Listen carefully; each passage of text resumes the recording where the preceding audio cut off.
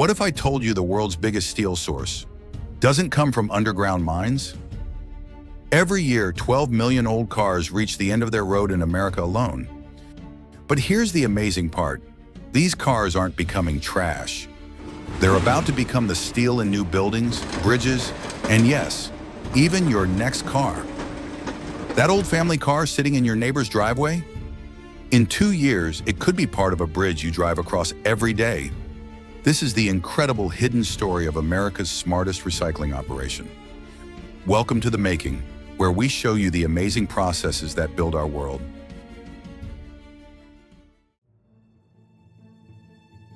This is the $60 billion car recycling industry, and these numbers will amaze you. Listen to these incredible facts. 95% of old cars get recycled, making cars the most recycled product in America. Each recycled car saves 74% more energy than digging up new metal from the ground. One single car has enough steel to build 13 refrigerators or 1,050 steel cans. Just 6 cars have enough steel to build the frame of an entire house. But here's the coolest part. If underground mines give us metal from deep in the earth, then old cars are like treasure mines sitting right above ground. We've created endless metal sources, and they're parked in every city in America. But how do we turn 2 tons of complex machinery into perfect steel ready for construction? The process is more amazing than you think. Our journey starts here, where old cars arrive at one of America's largest car recycling plants.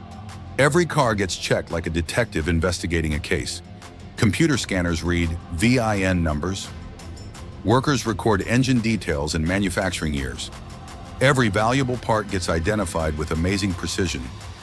This isn't just about crushing metal, it's a treasure hunt worth millions of dollars. Modern cars contain over $3,000 worth of parts that can be reused. Special filters called catalytic converters contain precious metals worth more than gold. Electronics can power other cars for years. Even the copper wire inside has real value. The decision is quick but smart. Parts that still work get pulled out for the huge used car parts market. But our main characters today are the cars too damaged to fix.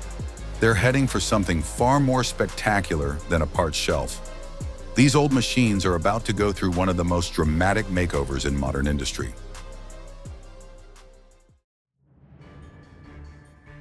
Before the real action starts, we need to remove every dangerous liquid. This isn't just gasoline. We're talking about a mix of liquids that could be really dangerous if not handled carefully. Watch as this steel tube goes into the gas tank like a doctor using a precise medical tool.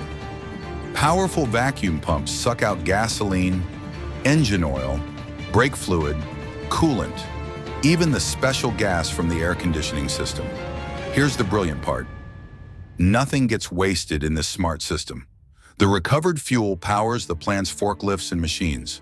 Special filters catch every drop while sensors and safety valves stop even the smallest amount of gas from escaping into the air.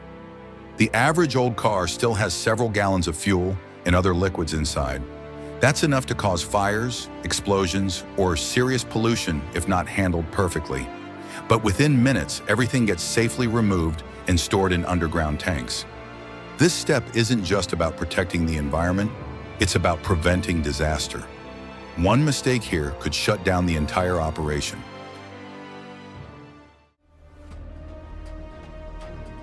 Now comes the careful car taking apart process. A perfectly organized dance that would make a race car pit crew jealous.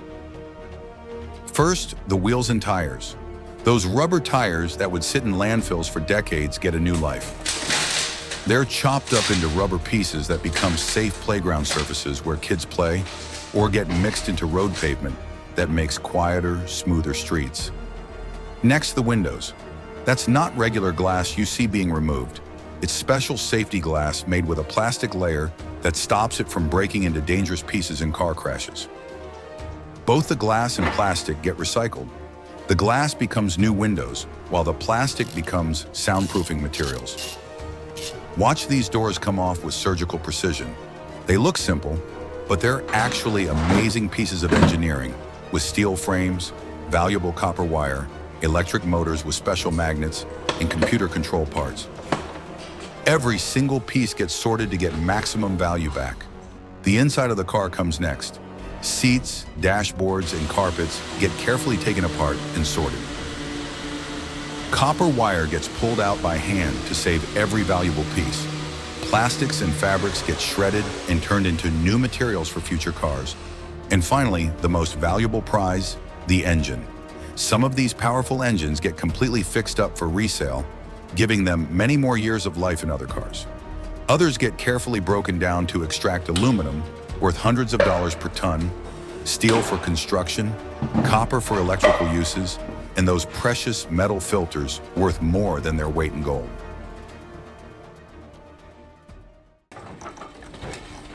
Before going to the crusher, each car still has stubborn parts. Bent exhaust pipes, large plastic pieces, and tangled wires that could damage equipment or make the final steel dirty. Enter the rough cleaning area, where massive robot arms with powerful metal cutters take over the job. With tens of tons of squeezing force, these steel jaws rip off leftover doors, pull out entire exhaust systems, and crush radiators in just seconds. Plastics, foam padding, and other materials that can't be melted down get thrown away immediately. This cleaning step works like a big filter for the entire production line, getting rid of materials that could catch fire in the furnace, make the metal dirty, or damage the crusher. Thanks to this powerful mechanical force, the car's frame gets stripped completely clean of unwanted materials much faster than any human crew could do. After just a few minutes under these powerful cutters, the car's structure becomes a clean steel and aluminum shell, ready for the next step with maximum efficiency and safety.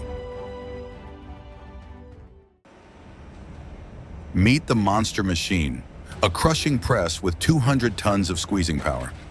That's the same as 80 cars stacked on top of each other pressing down, or enough force to squeeze a diamond.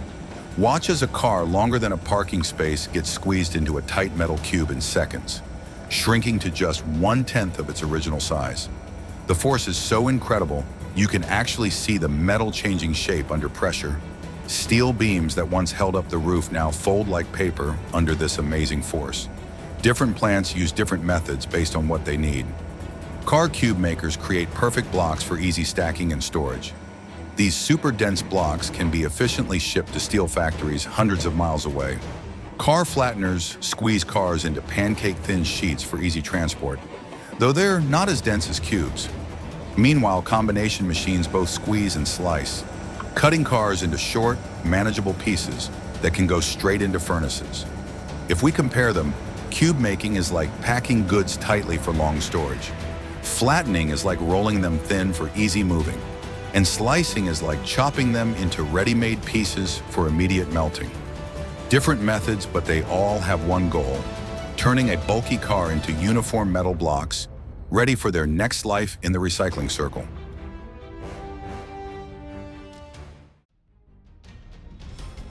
This is where things get absolutely wild.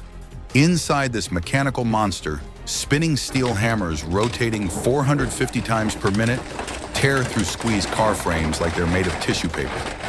Listen to that sound. That's the thundering noise of transformation. The crash of metal against metal fills the air with an almost musical rhythm. In just seconds, what was once someone's daily ride to work becomes uniform pieces of scrap metal, ready for rebirth. The numbers are mind-blowing. This single machine processes 150 tons of steel every hour. That's about 100 cars every single hour. Working day and night, 365 days a year. The output is so massive that this one plant can handle the steel recycling needs of an entire city area. Look at those pieces. Each fragment is sized perfectly for the best melting in steel furnaces. Too big, and they won't melt well. Too small, and valuable material gets lost as dust. This mechanical precision makes sure we get maximum recovery and minimum waste in the final step of steel production.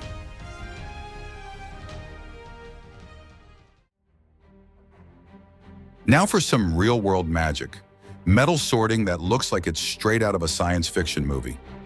Powerful electromagnets pull out iron and steel with invisible force fields you can almost feel. Meanwhile, special magnetic sorters use changing magnetic fields to literally throw aluminum and copper in different directions through the air. It's physics in action, sorting metals with precision no human hand could match. Here's how the science works. Iron and steel get strongly attracted to magnets. Aluminum and copper don't stick to magnets, but they do conduct electricity. When they pass through changing magnetic fields, electrical currents form inside them, creating their own magnetic fields that push against the original field. The result? Aluminum pieces literally jump away from the conveyor belt in a different direction. Any leftover plastics, rubber, and fabric pieces get removed by air-blowing systems. The recovered materials come out in separate, pure streams. Steel bundles ready for furnaces, aluminum heading for drink cans and airplane parts, and copper going to electrical wire and electronics manufacturing. From a chaotic mix of shredded car parts, we now have pure, separated metals ready for their next life in completely different industries.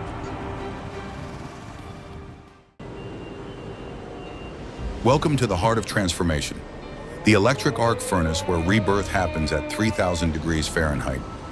Those massive carbon electrodes you see? They're carrying enough electricity to power 10,000 American homes at the same time. When they touch the scrap metal, they create electric sparks as hot as lightning, melting solid steel in minutes. Watch as yesterday's car bumpers and door frames transform into a glowing river of liquid steel. The temperature is so intense that the metal doesn't just melt, it becomes a flowing liquid as bright as the sun itself. Special chemicals called lime get added to burn away dirt and impurities, forming a layer of waste material that floats on top like foam on hot chocolate. Oxygen tubes pierce the liquid metal, burning away unwanted carbon and other elements with precision. Computer sensors watch every second of the process, checking the chemistry with special equipment and adjusting the mixture in real time. What comes out isn't just melted scrap, it's precisely engineered steel that meets exact requirements for strength, durability, and performance. In less than an hour, a pile of old car parts has become a glowing sea of pure liquid steel, ready to be shaped into the building blocks of tomorrow's infrastructure. The liquid steel can't wait. It flows immediately into the continuous casting line, where controlled cooling creates the building blocks of tomorrow. Watch as 2,900-degree liquid metal hits water-cooled copper molds, forming a hard shell in seconds while the inside stays liquid. It's like watching how the Earth formed, but in fast forward, solid on the outside, molten on the inside. The continuous stream gets carried forward by rollers and slowly cooled along the entire length of the line. Automated hot saws cut the flowing metal into precise blocks, some square for construction beams, others flat for sheet metal destined for car bodies and home appliances. Each block weighs several tons and gets numbered, scanned, and recorded into tracking systems. From a shapeless pool of liquid steel, we now have defined blocks of material, each heading for specific industries and uses.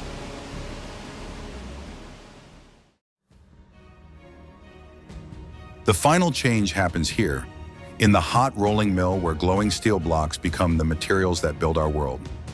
Massive rollers press and stretch the steel through dozens of stations, flattening and lengthening it into sheets, coils, and structural beams.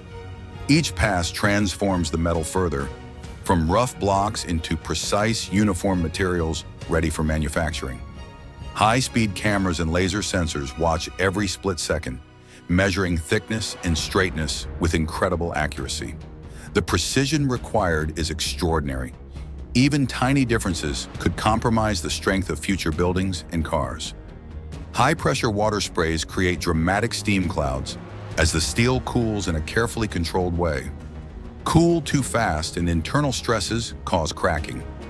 Cool too slow and the metal structure suffers. This is both industrial art and precise science working in perfect harmony.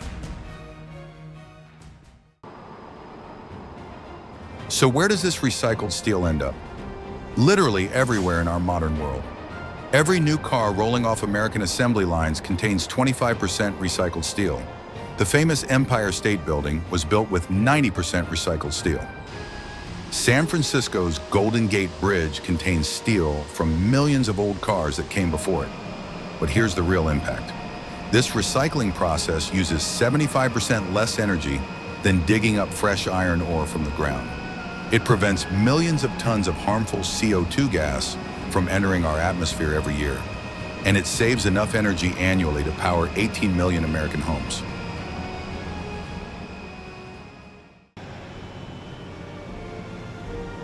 From a $50,000 family car to raw material worth pennies per pound, then reborn as infrastructure worth millions. This is the circular economy in action. A typical family car today will become tomorrow's essential infrastructure. In 10 years, it might transform into part of a wind turbine creating clean energy, or the framework of affordable housing for families, or the body panels of an electric car, or the steel skeleton of a new skyscraper reaching toward the clouds. This amazing transformation happens thanks to an industry employing over 100,000 Americans. They turn what most people see as junk into the foundation of modern civilization.